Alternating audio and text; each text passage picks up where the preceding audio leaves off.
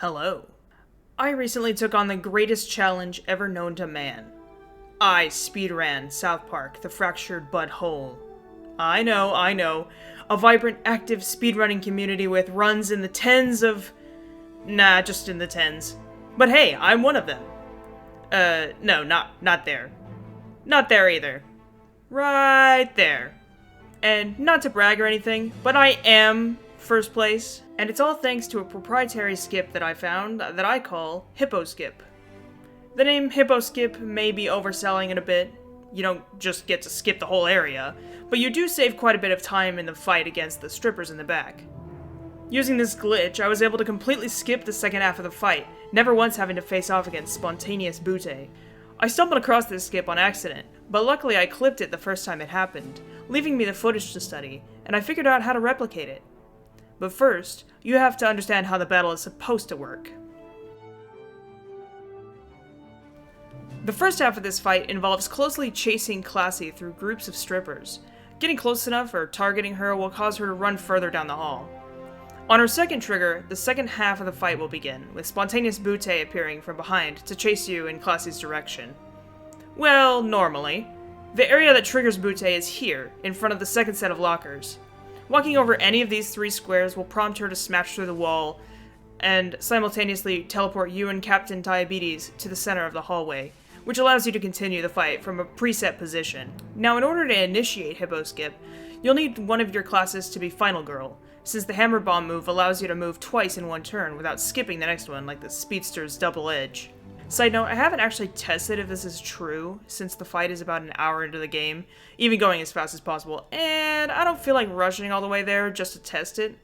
If you try it and it works, let me know. I'm genuinely curious, and if it does work, that means that it can be used in the general any percent category, which would be fantastic. Anyways, go through the first half of the fight like normal, until you get to this section. I like to use this chair as a reference. By this point, you should be behind the chair, and you should have Anastasia and Blaze spawned. You can check out this video of mine for a consistent setup to get them where you want. You don't have to be exact, but what you want is to have one stripper here and have this square unoccupied. When it's your turn, walk in front of the enemy and target them with a hammer bomb. Using your second turn, simply walk to either side of them to hit the boss's spawn trigger. Wait till the cutscene finishes, and you'll find that you've been teleported to the wrong side of your movement radius, leaving you free to walk all the way to the end of the hall to the victory trigger, and leaving Butte in the dust. I have a theory as to how this works on a technical level, and here's how it goes. Whenever it's your turn, the game generates a movement field around you, which is this, by default. You can't occupy the same square as anything else on the battlefield, but allies will let you move through them, whereas enemies will block the squares behind them as well. When it comes to the hammer bomb move, you can move wherever you want in this radius before targeting an enemy, at which point your movement field will be regenerated from where you were standing, letting you move again. In the context of Hippo Skip, your second move starts here, setting this as your movement radius, and allowing you to walk over the boss trigger. Post cutscene, the enemies are teleported down the hall, and you and Captain Diabetes are placed here. Since you haven't actually finished your turn with Hammer Bomb, your movement field doesn't regenerate, and the details of your movement radius are saved, including which squares were blocked by enemies before you were teleported. Once outside the invisible walls of the movement squares, you're home free. And that's it. Despite being out for almost 6 years, turns out there's still stuff to learn about the way this game works. Who knows, maybe one of you will be the one to submit the fabled 31st run.